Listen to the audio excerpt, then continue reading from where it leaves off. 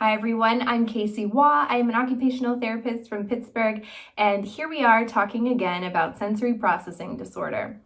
So in the first several videos of this series, I have talked about what sensory processing is, what sensory information is, all your different senses, the types of sensory processing disorder. Okay, we get it. But what do I do to help my child? Today, I'm going to talk about introducing 4 things that will help you support your child. So these are not treatment techniques because treatment for sensory processing disorder is done by a trained professional occupational therapist.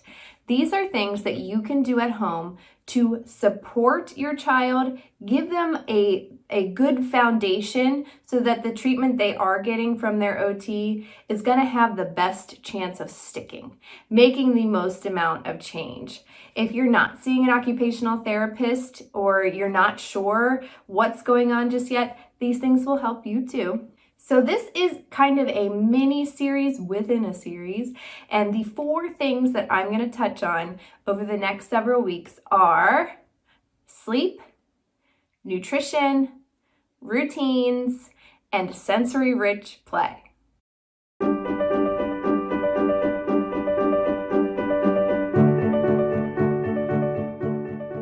These things sound so simple. Well, yeah, sleep and what we eat, of course that's important. But if you're here, then you know that those first 2, especially sleep and nutrition, can really be impacted by a child's sensory differences.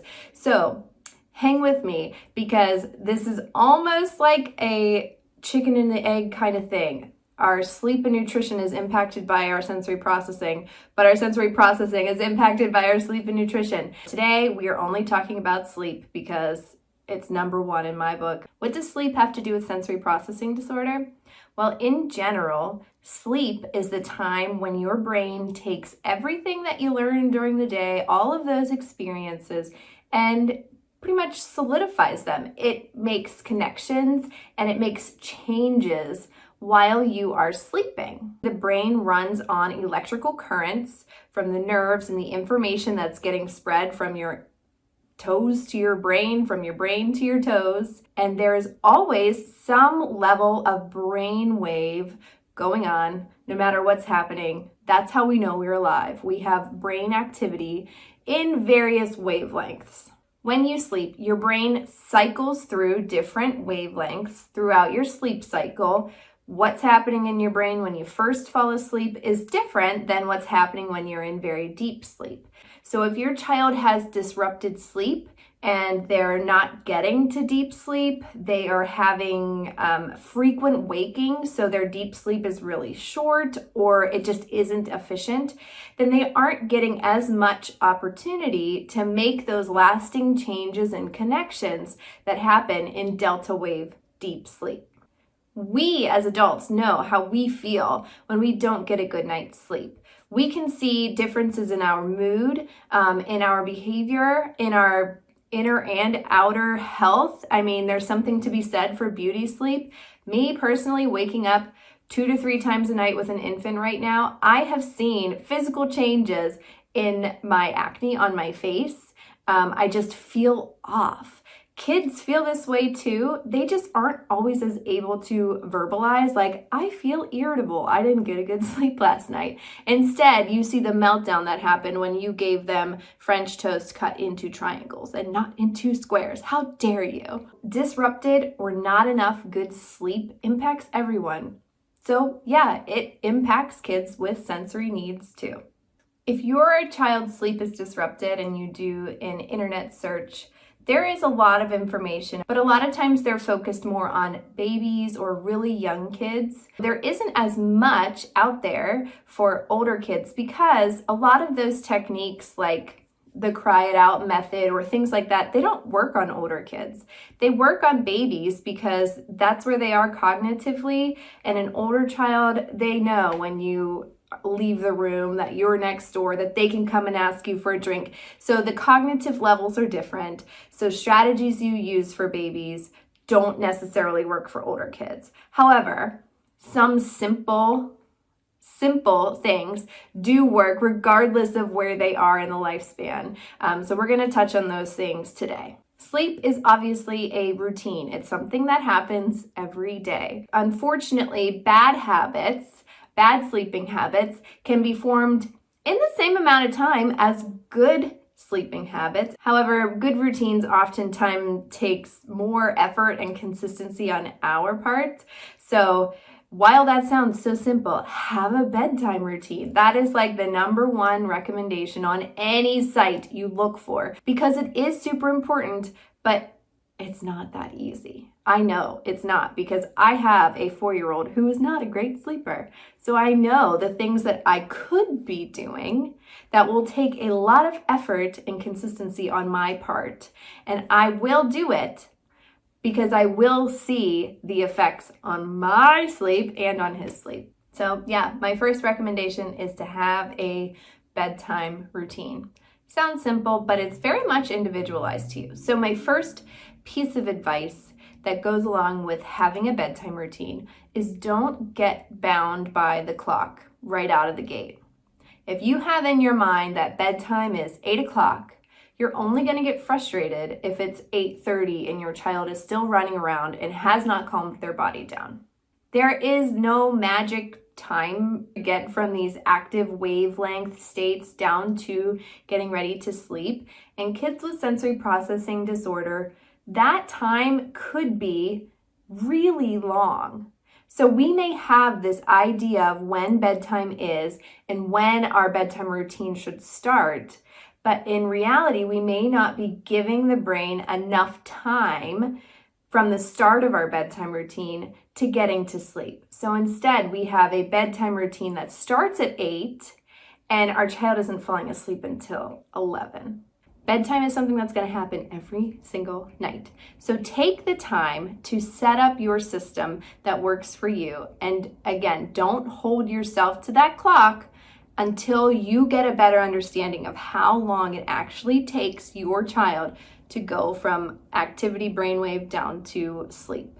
Once you know, then you can start to have more appropriate expectations for the actual bedtime, and then you can manage when you're going to start your calm down routine.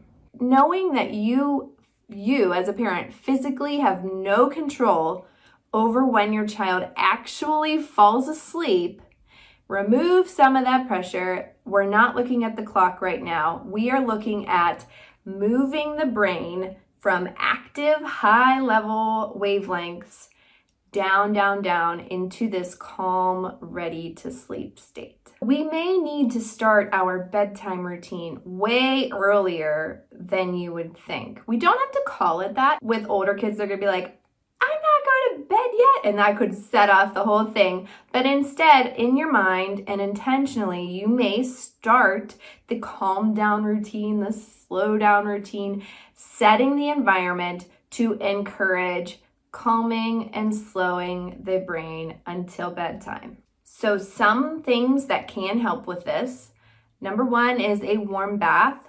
Baths over showers. Water pressure from the water around the body is giving them deep calming input as opposed to the prickly, constantly changing water from the shower. So a warm bath, an hour to even 2 hours before actual bedtime, can help to start slow the brain down by giving calming input. There is a ton of research out there to support this, but I know that this is going to be one of the hardest things to crack. At least an hour before bedtime, when your child goes to sleep, there should be no screen time. I know that some parents say the only way to get my child to sit, to allow their body to calm, is when the TV is on or when they are on their iPad. I hear you. So maybe the TV time or the iPad time is what starts your calm down routine. And then when that predetermined time limit is up, screen goes away for the rest of the night. We know that screen time right before bed disrupts the ability to fall asleep. It's hard, but that is another major recommendation from pretty much anything that you read. Have a bedtime routine and no screen time before bed. for that hour or 2 hours before bedtime, we really want to limit vestibular input, which is like the movement, intense movement of your head. So spinning, swinging, rolling, all of those things that are just high intensity levels. We want to try to avoid that. But some sensory input that can actually be helpful is deep pressure proprioception. So if you're a dad and one of the ways that you play with your kids is through roughhousing, wrestling, bear hugs, those kinds of things can actually help calm them down. I know it sounds kind of counterintuitive because in the moment it may seem like, Dad, you're getting them all wound up. But giving them that deep pressure from your hands is going to release a calming chemical that will help them bring their brain levels down a little bit. So yeah, roughhousing, as long as it's not super movement heavy, can actually be a great thing to incorporate into your bedtime routine. Some other ways you can get deep pressure would be, let's say after the bath time, you're taking some intentional time to dry off your child with like a deep rubbing motion with the towel instead of doing it as fast as you can. Deep pressure from your hands while you're drying them. Put some lotion on them. Again, deep pressure, pushing down pretty hard while you put the lotion on instead of as fast as you can to rub it in. So taking those intentional times to give deep pressure will also release those calming chemicals to bring the brain down. I keep saying that. That's our goal. Get from high activity brain waves down to sleep. Another way to get this is when you're reading your books, have your child sit on your lap. If you want to purchase a weighted blanket, you totally can, but I'm pretty sure you probably have like a heavier quilt or some kind of heavier blanket that will do the trick. With weighted materials, you only need 10% of the child's body weight. So like a big comforter folded up on their lap is probably going to be about the same weight as the $60 weighted blanket. So my second suggestion is kind of piggybacked off of routine, having a routine. The second thing is having consistency with that routine every day. Before you implement any kind of new routine, you kind of have to know what your expectations are. So if you write out everything that you want your child to do to get ready for bed, then you know what the expectations are and you can clearly state them to your kids. It's usually like bedtime snack, brush teeth, go potty, pick out your books, read them. If your child likes to have consistency and know what to expect in a specific order, then do them in the same order every night. If your child likes control, then you can say, do you want to put your jammies on first or brush your teeth first? Because again, in your mind, you know, tick, tick, tick, tick, tick. These are the things we need to do. I don't really care what order we do them in. Kids who like control, if you give them a choice of two, you don't care which one they pick, then give away that control. Let them choose. It doesn't really matter. As long as everything is getting accomplished and you give away that control, they're more willing to do it with you. I had a handout from when I worked in early intervention that one of the other therapists put together, and she had recommendations for snacks. Now, I will be honest, I don't remember why these snacks are good for bedtime, but these are the things that we would recommend as bedtime snacks. I think they had something to do with releasing the melatonin naturally in your brain, but don't quote me on that. So some of the things we would recommend are bananas, oatmeal, and warm milk, and you can actually put a little bit of honey in that warm milk if your child is over 1 year of age. And the honey does something in the brain that shuts off some chemical and turns on another. Again, don't remember, but I do remember that those are the snacks that can be helpful for sleep. So far, these recommendations have a lot to do with the adult who is running the bedtime, and yeah, we're going to keep along on that same train. The next thing that I'm talking about is your personal regulation throughout this process. Bedtime can be a struggle. Kids don't want to brush their teeth. They don't want to stop playing. They don't want to turn the TV off. They don't want to get in bed. How we respond to those pushbacks is our opportunity to co-regulate. Our response should be what we want to see from our child. So a calm body, a quiet voice, and just staying present with them. Your body should be bringing yourself down so that they can see what they should be doing as well. No kid is really great at self-regulating. And then that is particularly true with kids with sensory processing disorder or sensory differences. So we need to be available to model and co-regulate with them before we can even expect them to do it on their own. So here is a great opportunity to model and keep your voice quiet and slow, move slowly. Everything is just setting the tone for bedtime. So my last recommendation is to use sound. Music and sound has such a profound impact on our bodies and our brains. So think about when you walk into a spa and you hear that music and you're like, oh yeah, this is calming. It is, because it was literally made to do that. Music has the ability to change your mood. We have songs that we put on when we want to have a good cry. There are songs that we put on when we need to have more energy to work out or to clean the kitchen when we don't want to. So my recommendation is, once you've crossed the threshold into the room where your child will be sleeping, put on some of that calming music. So you can search on Spotify or YouTube for sleep sounds, sleep music, but what I'm going to talk about today is specifically music that is made to entrain the brain to get to the wavelengths that we want. Yeah, there is the possibility of music to get the brain to match its wavelength. Just like the spa music, it literally is helping your brain get to that calm wavelength.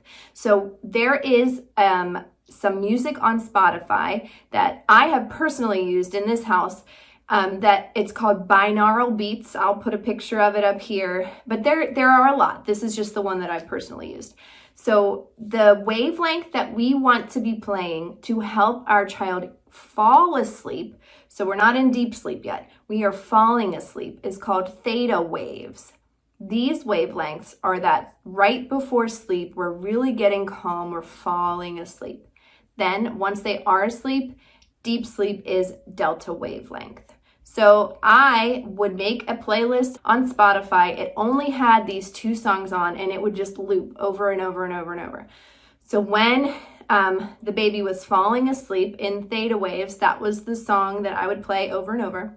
Then, since it was kind of varied how long it would take him to fall asleep, once he was in deep sleep, I would manually switch it over to delta waves. So I know it sounds crazy. You're like, there's no way that this will actually make a difference.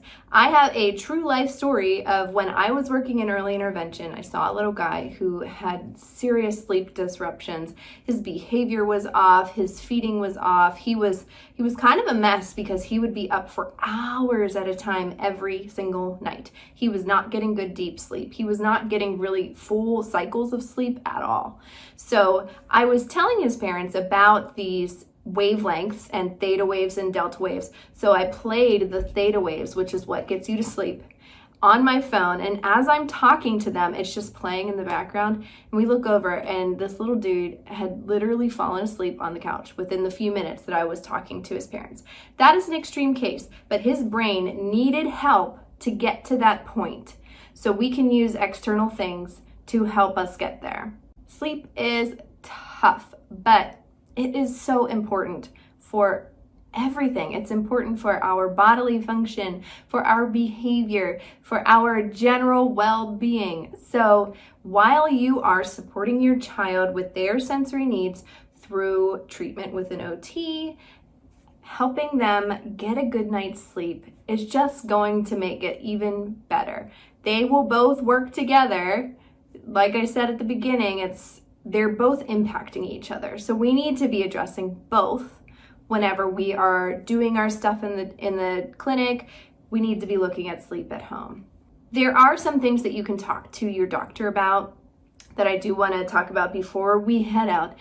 Number one, if your child is snoring, is waking up on like clockwork at the same time every hour and a half, there is probably some kind of medical reason why that is happening. For example, my son, who had his tonsils and adenoids out at almost 2. So for the first 2 years of his life, he woke up every hour and a half. Every hour and a half. For 2 years. So, well, and it continued after that because then we were in the pattern, but that's another story. So he snored. When he was on his back, he couldn't breathe. So we got a sleep study, which showed that he had sleep apnea. We scheduled the ENT, we got the surgery. So that took a long time for that whole process to happen. But the thing that triggered me was snoring. If your child is snoring, if they are waking up like clockwork at the same point, talk to your doctor. Get a sleep study. They're not fun, but they will show you if there is obstructive sleep apnea, which is when there's something physically blocking, or a central brain-based stopping of breathing, which is causing them to wake up. And there's also the option of over-the-counter melatonin. Some families do that, some families don't. That's another conversation to have with your doctor. I feel like I just started talking really fast. So I'm gonna close out here. I hope that was helpful. I will see you guys next time. Drop any comments below, subscribe, hit the bell, join me on Instagram, Facebook, wherever. It's all in the description box. So I'll see you next time. Bye-bye.